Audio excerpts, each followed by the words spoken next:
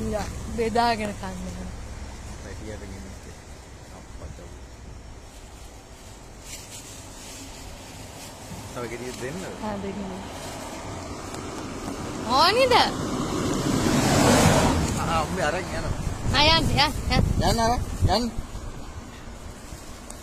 ඕ.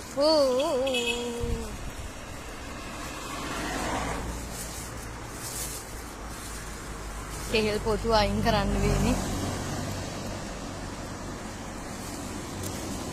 කන්න නෙවෙයි වෙන්නේ.